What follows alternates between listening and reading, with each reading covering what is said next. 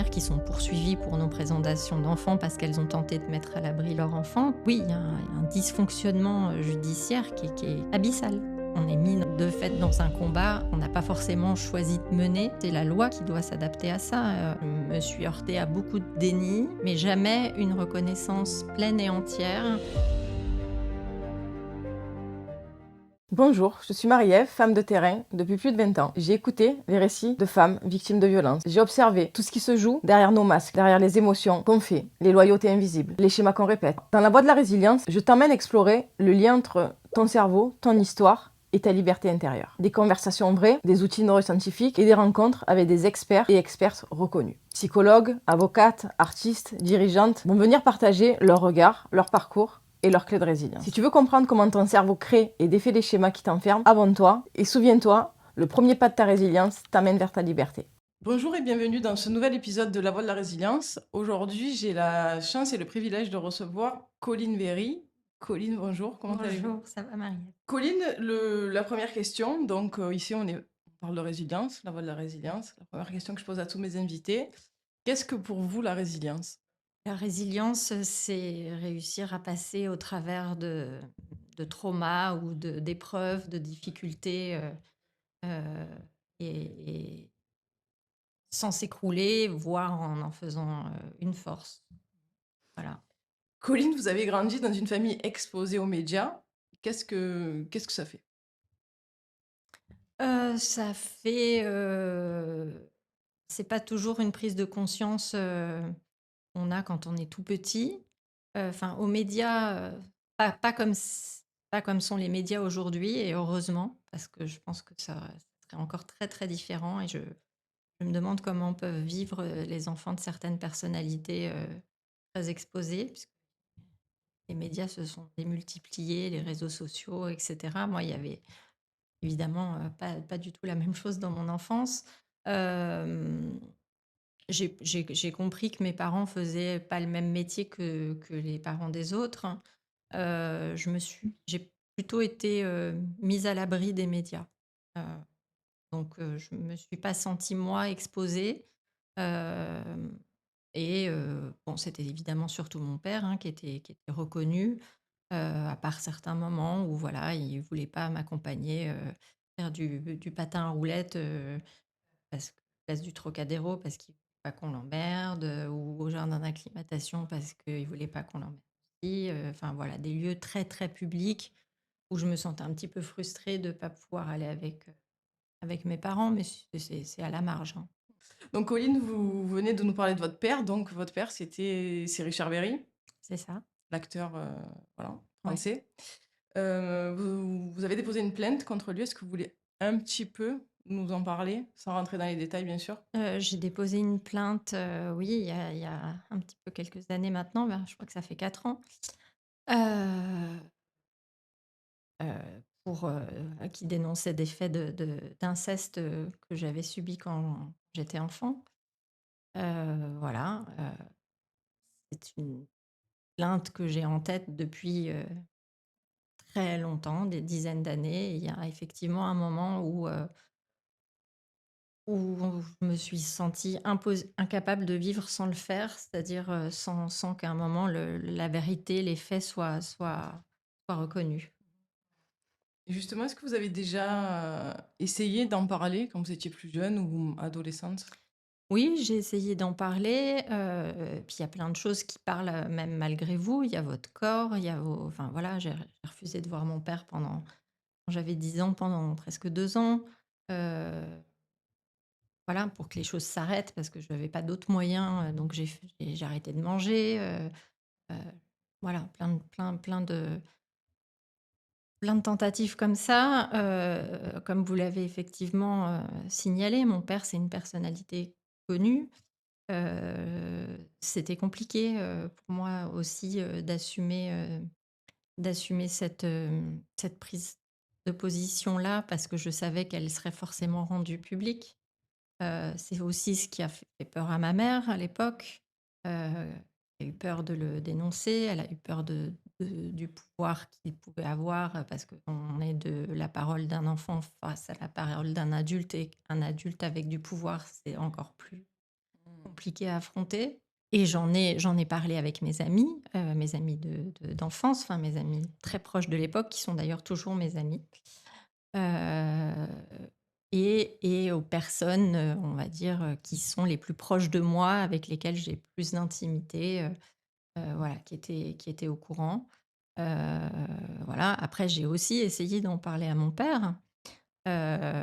C'est pas sorti d'un chapeau, à mes 45 ans, hein. Enfin, je veux dire, c'était déjà, bon, je me suis heurtée à beaucoup de déni, à beaucoup de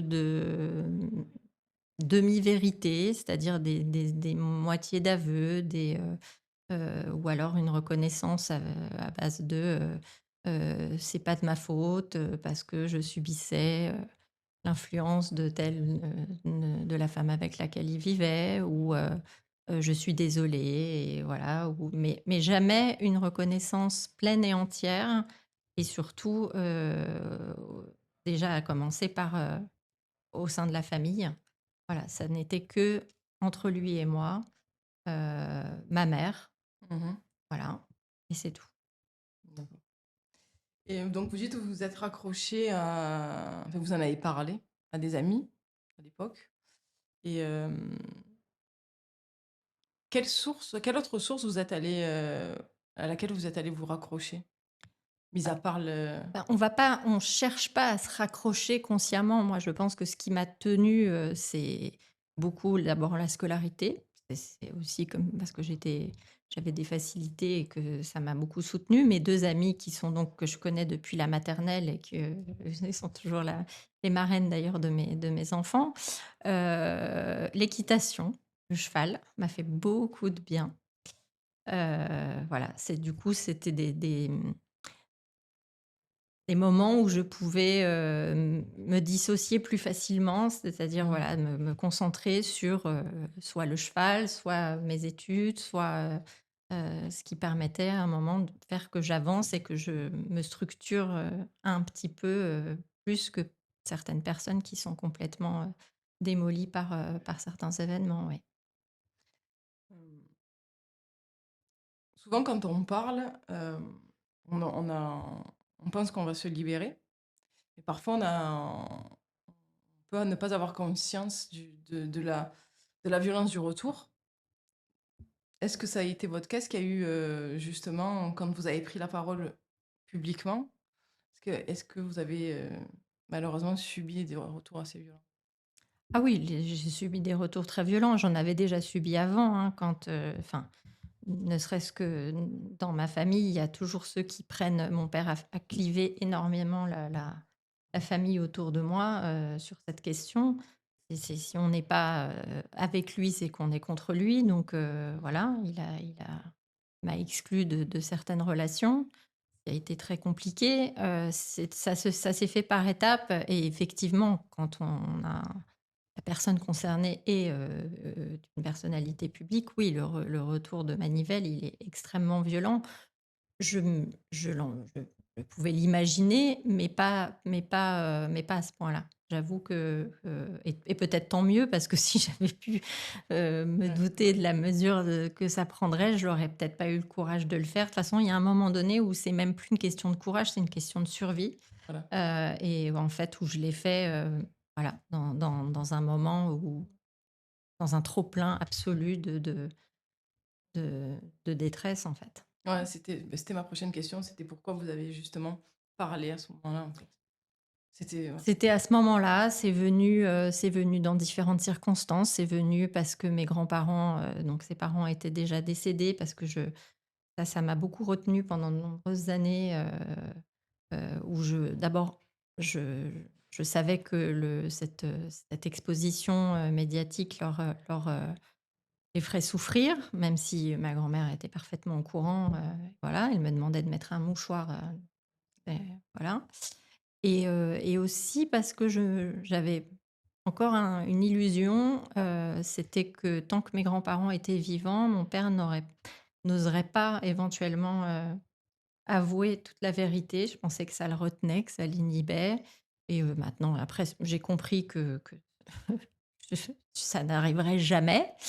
Il y a eu différents, voilà, différents déclencheurs, le fait qu'il envisage de faire les plaidoiries sur, les femmes battues et les enfants agressés, que, heu, il réagisse à un post que j'avais fait sur le livre de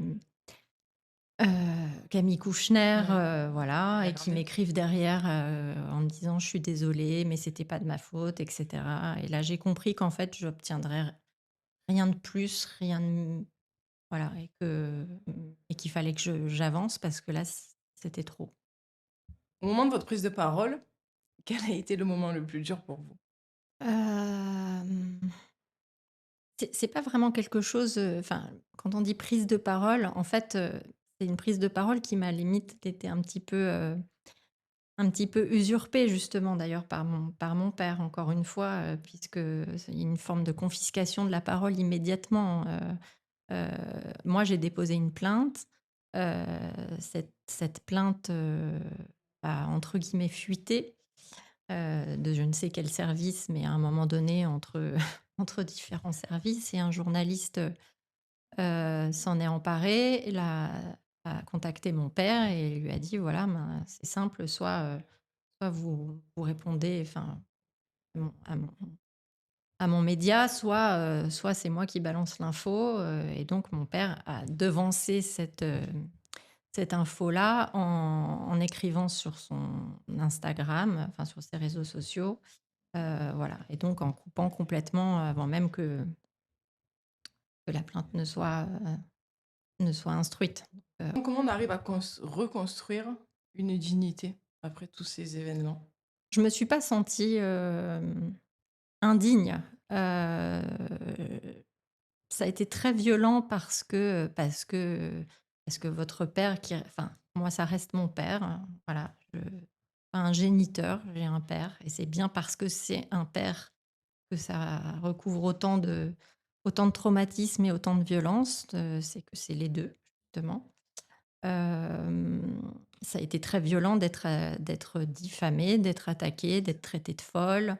La façon dont il s'exprime, de dire, «cette femme-là», enfin voilà, d'être à ce point, et surtout avec autant de violence, rejetée. Puis ce qui a été, finalement, ce qui a été le plus choquant pour moi, c'est que, il y a eu un moment où mon père a tenté de convaincre ma mère de faire retirer cette plainte en l'appelant.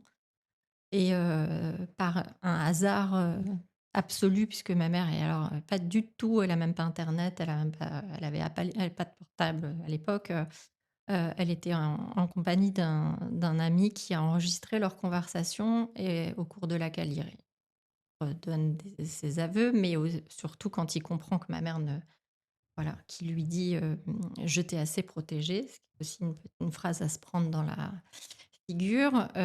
Mon père, conclut, cette longue discussion, hein. C'est un enregistrement qui a été, retranscrit par huissier, enfin, ça a été donné au dossier et cetera, officiellement, dit qu'il va ouvrir les vannes et qu'il va tout faire pour me détruire.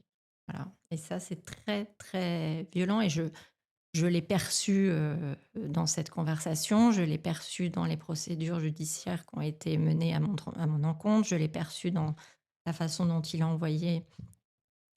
a communiqué dans les médias, il avait 2 communicants. Moi, je j'étais pas du tout, d'abord, c'est pas mon métier d'être une personne publique, donc je n'étais entre guillemets «pas armée». Moi, lui, il est rentré dans une guerre. Moi, quand j'ai porté plainte, c'était un processus de reconstruction, et pas une guerre, en fait. Moi, j'avais pas d'armes. Heu, voilà, moi j'avais juste besoin de reconnaissance et de vérité, et en fait, on est mis de fait dans un combat, heu, qu'on n'a pas forcément choisi de mener, mais dans lequel on est bien obligé de se confronter, puisque sinon, oui, là, on est très, très violent. Puis surtout, donc aujourd'hui, avec la force de tous les médias, j'ai des enfants, enfin voilà, ça ça a des conséquences qui sont très compliquées, ouais. En tout cas, bravo, je suis obligée de le dire, même si c'est décalé. Mais parce que c'est. Enfin, moi, j'ai un profond respect pour les gens comme vous qui arrivez à justement prendre position et à parler. Parce que ce que vous faites, ça sert à d'autres. Et ça, c'est magique, comme Gisèle Pellicot. Enfin, je veux dire, Je me compare pas du tout à Non, Gisèle mais, ouais, Pellicot, non, non, mais vous voyez ce que je veux dire dans le. Il faut le faire, il faut du courage. Pas tout oui, le monde mais arrive à ne ça. serait-ce que de donner un nom, parce qu'évidemment et heureusement tout le monde n'est pas dans les circonstances, comparables aux miennes, c'est-à-dire avec un agresseur connu, parce que tout est démultiplié C'est ça. évidemment.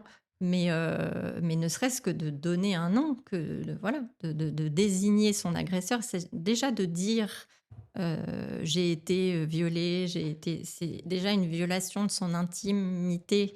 Et c'est comme une, voilà, on vient faire une effraction de son intimité, mais c'est la seule condition possible parce que sans cette dénonciation-là, il n'y a pas de, voilà, il n'y a pas de parole qui se libère. Hem, Après, j'ai compris qu'il y avait quelque chose sur l'inceste, d'abord, qui n'avait pratiquement jamais été énoncé, puisque même Camille Kouchner, au fond, c'est son frère dont elle parle. Elle ne l'a pas subi, elle-même directement et c'est pas son père. Enfin, c'est leur beau-père. Donc c'est et je me suis rendu compte à quel point et voilà, il y avait un silence assourdissant autour de l'inceste, même si le MeToo avait déjà commencé et que heureusement, voilà, la société commence à être un petit peu réceptive à la parole des femmes et des victimes d'agressions sexuelles, de viols, et cetera. Mais pour ce qui concerne les enfants, qui par définition n'ont pas la parole, hem, ça reste encore, très, très compliqué d'être entendu, et surtout, quand bien même la parole se libère, que derrière cette parole, il y ait, des faits, des choses qui se passent. Parce que pour l'instant, on n'en entend pas beaucoup parler. Vous parliez de Gisèle Pellicot. Le grand oublié de ce procès, c'est la question de l'inceste sur sa fille et sur son petit-fils. Voilà, on n'en a pas parlé. On n'en parle pas et c'est Clairement, on n'en parle pas du. on en bah, Nous, on oui. le sait parce que Ouais, voilà, ouais on est dans ces réseaux-là, mais et ouais. voilà. Colline, vous avez dit un jour, j'ai été jugée plus que mon agresseur. C'est quoi pour vous être jugé quand on est victime? Ah bah, c'est la continuation de la perversion, en fait. C'est-à-dire, c'est l'in les places qui s'inversent. C'est vous qu'on accuse, c'est lui qui se victimise.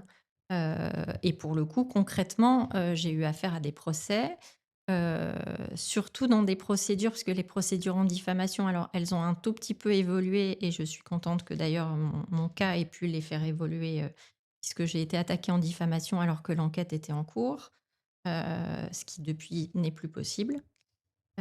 Surtout quand en fait on révèle des faits qui concernent une plainte, puisque moi mes propos, étaient en tous les cas pour ce qui concernait mon père étaient le libellé de ma plainte, hein. C'est-à-dire que c'était même pas mes mots à moi, c'était simplement la copie de la rédaction de la plainte. Et en fait, vous êtes donc attaqué en diffamation, donc vous êtes coupable, vous n'avez contrairement aux autres procédures judiciaires, vous êtes présumé coupable. Vous n'êtes pas présumé innocent, donc ça va très, très loin même dans à la place à laquelle ça vous assigne et au renversement absolu, des valeurs et de la morale. Enfin voilà, donc c'est moi qu'on a jugé effectivement et lui, par le biais de la prescription, de toute façon, sait qu'il ne le sera jamais. Et comment vous avez, vécu justement quelque part cet abandon de la justice? Ah bah, c'est ce que je vis le moins bien puisque c'est ce qui continue de m'engager en fait. Voilà, pour que les choses changent, pour que, les délais de prescription sautent, qu'on soit sur de l'imprescriptibilité, que les, modalités de preuve évoluent, que les enfants soient écoutés, enfin les enfants, bien sûr tant qu'ils sont enfants, mais même les adultes, ont été victimes enfants, parce qu'on sait très bien à quel point, l'inceste en l'occurrence, ou les agressions sexuelles sur les mineurs laissent des traces indélébiles, et qui mettent parfois des années, et 10, 20, 30, 40, 50, je veux dire ça dépend des gens, Heu, Parfois, c'est sur leur lit de mort, enfin voilà. Heu, on le porte toute sa vie, voilà, et on le porte du mieux qu'on peut. C'est ce que vous évoquez avec cette question de la résilience, mais on continue de le porter et que ce soit à travers l'actualité ou son histoire personnelle, il y a toujours un moment dans sa vie des événements qui viennent raviver, ces traumas-là, et qu'il faut donc continuellement apprendre à gérer ce qui vient, voilà. C'est un truc à vie. Hem, est-ce que est-ce qu'à un moment donné, vous êtes dit: Je vais sombrer, j'y arrive plus, c'est plus possible»? Hem, je me le suis pas dit, je c'est toujours un état, j'ai toujours l'impression de pas être si loin que ça de cet état-là. C'est toujours une menace. Voilà. Voilà, de me sentir, encore vulnérable à, d'abord parce que je sais que mon père ne cesse pas ses envies son agressivité n'a pas baissé, et que, face à des pervers, on peut s'attendre toujours à tout, que même ce que vous projetez, ce que vous imaginez de plus tordu, de plus violent, de plus ce sera jamais au niveau de ce dont Mmh. ils sont capables. Mmh. Donc pour moi, il y a toujours une menace, oui. Hem, merci pour ces mots. Hier soir, j'écoutais un débat avec Ernestine Ronay. Vous connaissez Ernestine? Mmh. Et elle, justement, elle disait cette phrase qui va rejoindre un peu vos propos. On ne sait jamais jusqu'où un homme violent peut aller. Il peut aller bien au-delà de ce qu'on peut imaginer. Et il y avait le juge Durand, donc on était vraiment sur voilà, les violences faites aux enfants. Et c'est ça, en fait, c'est ils ont tellement, il y a tellement quelque chose en eux qui fait qu'il faut, enfin, le fait de se victimiser, et puis il y a un ego aussi qui fait que, Ah bah, il y a une part très narcissique, voilà, ça c'est sûr, mais c'est le principe même de la perversion. C'est-à-dire que exactement. vous vous êtes mis à une place d'objet, et le pervers, lui, n'a aucune limite. Donc face à aucune limite, tout est possible. C'est-à-dire que la limite de la loi, justement, ne le retient pas, la loi symbolique, de l'interdit de l'inceste, autant qu'évidemment la loi judiciaire. Donc il y a pas de valeur, il y a pas de morale, il y a pas de voilà. C'est Donc ça. tout peut s'être il s'affranchit le pervers s'affranchit de tout et forcément quand on n'est pas dans le même, système de pensée, de réflexion, ça vient toujours comme un choc dans la figure parce que vous avez beau essayer d'y réfléchir, vous préparer, vous ne pouvez pas vous y préparer. Et ça me fait penser encore à hier, décidément. En même temps, on est sur le sujet. Et il y avait une question d'une dame là, qui demandait au juge Durand, mais comment on fait pour faire peur à un agresseur avec la loi? Mmh. Et le juge Durand a répondu, on ne peut pas. Ouais. On ne peut pas, c'est pas possible. Et il y a Karen Sadlier, qui est psy aussi et qui est Mmh. vraiment spécialisée sur les violences faites aux enfants, et qui a dit que, en fait, il réfléchissait un petit peu comme un enfant qui lui dit, ah, mais tu as fait ça, je vais te punir, nanani, nanana, et qui va te répondre, je m'en fous, je n'ai même pas peur. Et elle disait que c'est un peu ce Ouais, système-là. non, la loi ne l'effraie pas, voilà. Donc ce qui peut avoir un impact, en l'occurrence peut-être un tout petit peu plus parce que mon père est dans un Oui, représente, une personnalité publique, c'est l'image. l'image, ouais. Voilà. Mais au-delà de ça, la loi et c'est bien d'ailleurs toute une question, dont il faut s'emparer, de dire qu'est-ce qu'on fait quand effectivement il y a un processus judiciaire, qu'il y a des condamnations, ce qui est vraiment pour le coup à la marge, hein, dans les statistiques, on est vraiment sur un très, très petit pourcentage de condamnations, Mm. parmi déjà les plaintes qui vont jusqu'au procès. Qu'est-ce qu'on propose comme réponse justement? Parce que un emprisonnement, enfin je veux dire une sanction pénale entre guillemets «classique», voire même une castration chimique, ça n'a aucun rapport. La perversion, elle se joue pas, sur ça. Donc et un pervers n'est pas en demande de soins non plus. Donc comment l'amener dans les soins? Comment faire que justement on puisse envisager que ces comportements puissent être modifiés ou alors on considère qu'il y a une menace permanente à vie et que il doit y avoir à ce moment-là un suivi, qui s'étende sur toute la vie, quoi. Et je crois qu'au niveau des pourcentages, je crois qu'on est à 1,4 ou 1,7. Oui. Ah oui, Donc non, c'est ridicule, hein. ah ouais, C'est ridicule. c'est affolant. Et je parle même pas là, de certains enfants qui trouvent la force, de dénoncer, leur agresseur, en général des pères et avec ces mères qui sont, elles, condamnées justement. Vous parliez de ce renversement, des mères qui sont poursuivies pour non-présentation d'enfants parce qu'elles ont tenté de mettre à l'abri leur enfant. Tout ça alors qu'il y a encore des instructions en cours. Moi, j'ai rencontré des mamans qui vivaient ces expériences-là, qui sont condamnées, qui sont même, mises en prison, qui doivent payer des astreintes, gigantesques, des frais de justice, monstrueux. Oui, il y a un dysfonctionnement, judiciaire qui est abyssal, sur ce sujet, ouais. Et je vous rejoins justement là aussi là-dessus. On se rejoint sur beaucoup, surtout, je pense, de toute façon. Mais moi, j'accompagne beaucoup de femmes qui, justement, me disent une des premières phrases, c'est ça va être la peur quand on leur enlève leurs enfants. C'est là, cette phrase-là, elle est permanente en fait, parce que et c'est le premier truc où tu te dis, mais toi, tu sais la justice, les Ça complications devrait même pas être un risque, en et fait. c'est ça. Ça devrait pas Mm. être on devrait même pas avoir ce risque en tête. C'est-à-dire que moi, j'ai effectivement, quand j'ai eu à connaître toutes ces histoires dramatiques, mais tragiques de certaines mamans, avec parfois, mais même des preuves qu'elles avaient, parce qu'elles avaient placé des caméras, il y a des vidéos et cetera, mais les enquêtes étant toujours en cours, il y avait pas eu de condamnation. Donc, pendant ce temps, elles étaient obligées de remettre leur enfant à leur agresseur. Et je me suis dit: «Mais si en plus, donc un enfant subit cette première agression d'inceste et qu'en plus on le retire, parfois il est pas forcément placé chez son père d'ailleurs, mais parfois il est juste simplement mis dans un foyer ou une famille d'accueil, mais c'est la double peine, la triple peine». Enfin, je veux dire, et en plus pour l'enfant évidemment en priorité, mais aussi pour la mère. C'est d'une violence, il y a des multiplications comme ça, des violences qui se font, par le processus judiciaire qui sont pas normales. Euh, Justement, quand on subit ça, l'omerta familiale, le poids institutionnel, comment, Colline, vous arrivez encore aujourd'hui à regarder le monde et les institutions?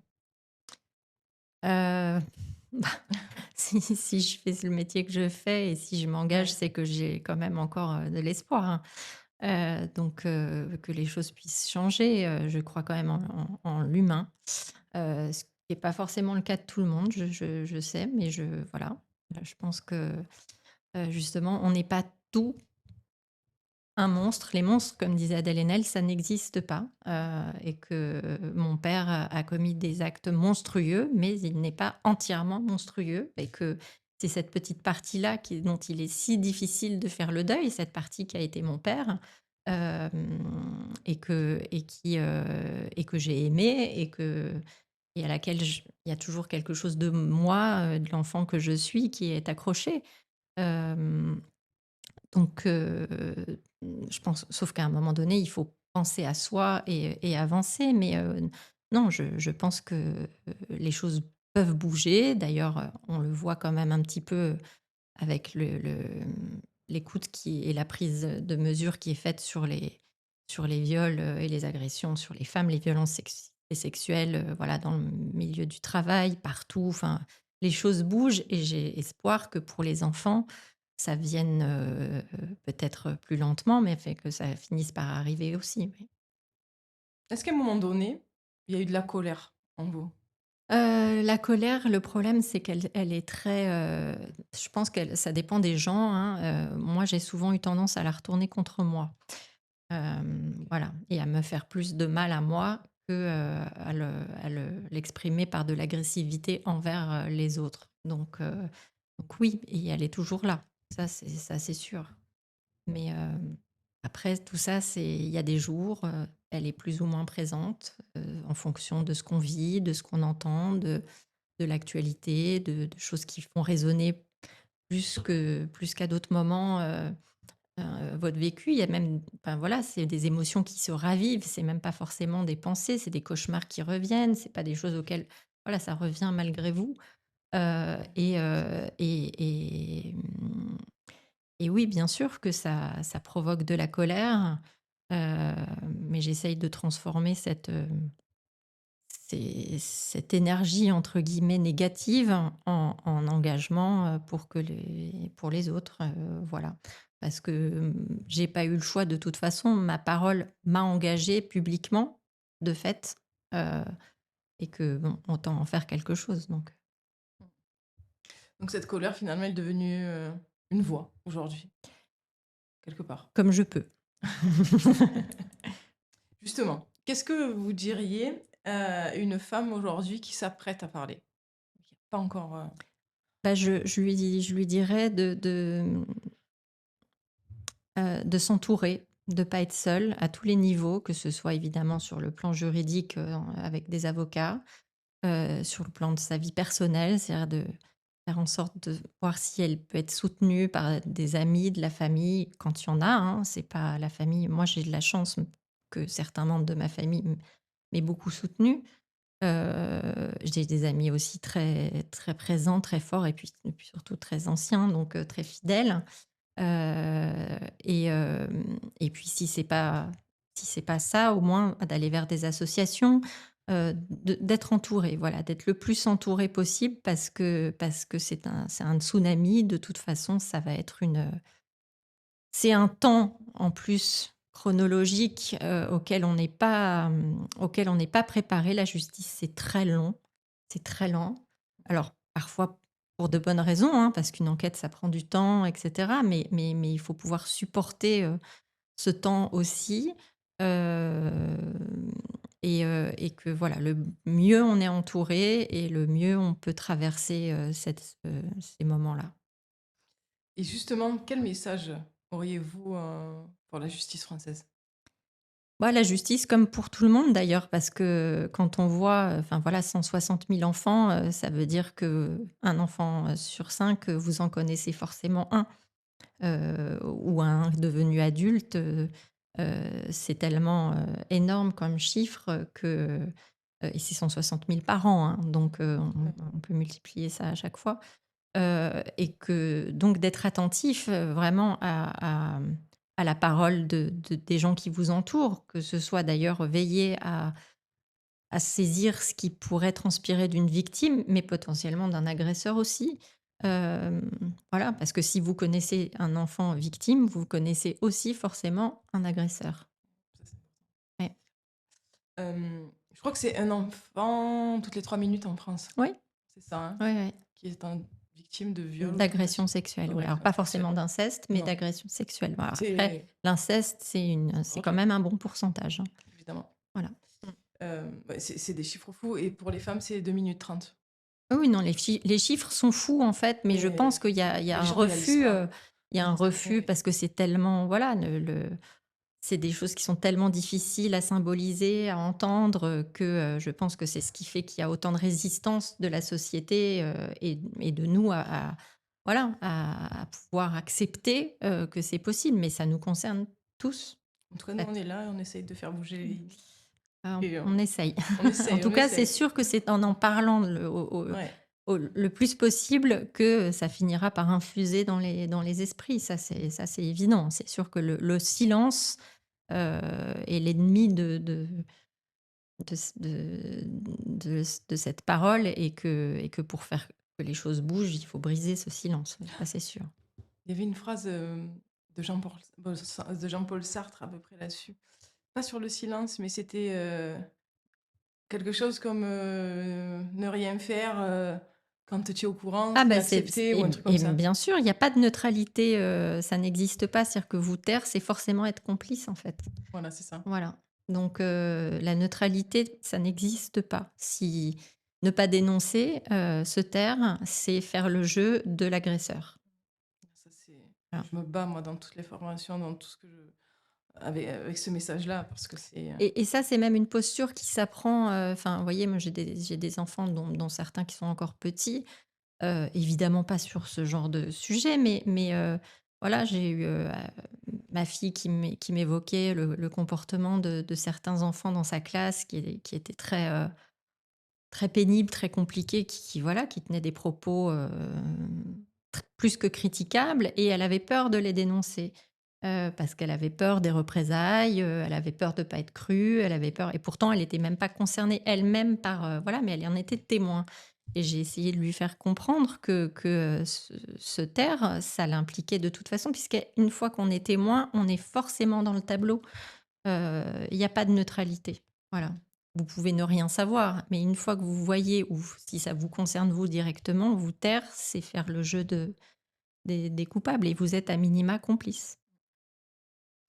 Et justement, donc, quel message vous auriez pour les médias maintenant?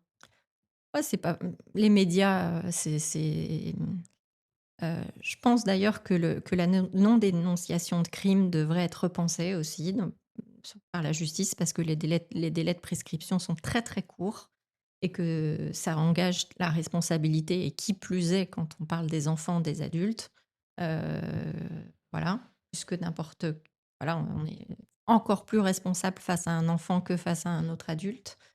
Donc voilà, évoquer ce silence, en justement en ouvrant leurs médias le plus possible à ces questions et en enquêtant, en faisant parler le plus possible de témoins, de gens concernés, voilà. Colline, alors cette question, elle est... si vous pouviez tout recommencer, vous referiez quoi? À Ou vous partir de feriez quand? quoi? Les deux. À partir de quand? À partir de quand vous voulez? Je j'ai arrêté de me poser cette question de moi comme enfant parce que je me suis Non, sentie ouais, trop coupable et que ça, cette ouais. culpabilité, c'est déjà très difficile de s'en défaire, parce qu'on se sent coupable de toute façon, voilà. Bien sûr. Mais sincèrement, je sais pas. Peut-être à la libération de la parole. Parce que, enfin, Je c'est pas le je sujet, en me serais fait. sans doute mieux entourée, au départ par voilà. Oui, oui, bien J'aurais sûr. je pense que je n'ai pas pris la mesure de l'attaque et de la guerre qui allait m'être, menée, judiciairement parlant. Donc voilà, je pense que ça, l'organiserai autrement, mais sinon je changerai rien. Enfin voilà, c'est ce qui a fait que j'ai été construite comme ça, que c'est venu à ce moment-là et que, de dire qu'on ferait les choses plus tôt, non, parce qu'on fait Bien comme sûr. on peut et que justement c'est la loi qui doit s'adapter à ça, et parfois on peut pas au bout de 40 ans, on peut qu'au bout de 50 ans, au bout de 10 ans pour certains. Ou tout de suite pour d'autres, et ce temps-là, il peut pas être, on peut pas vous en priver. On peut pas dire que l'inceste, c'est quelque chose d'interdit, c'est la question taboue qui fait société et dire que bon, bah, au bout de 30 ans, c'est pas grave en fait. O voilà, C'est fou. voilà, enfin, 30 ans après la majorité, je Oui, veux oui, dire. non, bien sûr. Mais voilà, ça c'est un crime et le crime le plus symbolique de notre société, et dire qu'après 30 ans, ben, il y a plus de crime, en fait. Ça n'est même pas entendable, en fait. Je- ouais, c'est que c'est ça. C'est pas entendable. Je suis Mmh. d'accord avec vous. Il n'y a pas d'autre mot, en fait. Je... Même si c'est vrai, enfin, depuis, 2021, je crois, il y a une circulaire, émise par Dupond-Moretti, qui permet que dans les affaires prescrites, les faits soient qualifiés, ce qui a été mon cas. Donc il y a une enquête qui est ouverte en fait systématiquement parce qu'avant quand vous arriviez, à Mhm. dénoncer des faits, voilà, il suffisait de donner la date et vous repartiez, on vous disait: «Mais c'est trop tard, merci. Au revoir madame». Donc là, il y a au moins une enquête ouverte, qui permet de potentiellement mettre à jour, des faits plus contemporains et de joindre à ce moment-là la plainte, prescrite à une plainte potentiellement contemporaine. Mais donc ça qualifie les faits, mais c'est presque assez pervers aussi parce qu'en gros, on vous dit: «Oui, oui, on vous seriez pas l'affaire serait pas prescrite, il y aurait une mise en examen». Il y a des voilà, il y a des circonstances, graves, des faits concordants et cetera qui permettraient, une instruction et un procès, mais vous non, en fait, vous n'y avez pas droit. Voilà. Ce serait quoi pour vous la vraie victoire? Si on peut appeler ça victoire, hein? Le mot où il Je est là pointé. où mon optimisme et mon utopisme, on va dire, s'arrêtent, c'est que je pense que l'inceste, et les agressions, ne s'arrêteront pas. On peut à tout le moins quand même, faire que la peur change un peu de camp et que peut-être cette peur pourra inhiber certains comportements, donc ça peut quand même diminuer. Ça, c'est je pense que c'est possible, et surtout permettre aux enfants au moment où, les faits se produisent, puisque c'est la période la plus critique, sachent tous qu'ils aient la possibilité de le dénoncer, que ça puisse être entendu, que la machine judiciaire se mette en route très rapidement, qu'elle soit pas dans un système pervers où les enfants sont, éloignés du seul parent protecteur. Enfin voilà, ces choses-là peuvent se faire, et ça je pense que c'est possible, j'espère le plus vite possible. Et comment justement? Qu'est-ce Et que ça demande l'engagement de tous, en fait. Effectivement, ça demande à ce que la justice se réforme, qu'elle ait plus de moyens, mais ça demande à ce que puisqu'on est tous, on entoure tous les enfants, donc que ce soit les professions, dans le domaine de la scolarité, les médecins, les profs de sport, enfin les profs d'activité, puissent eux-mêmes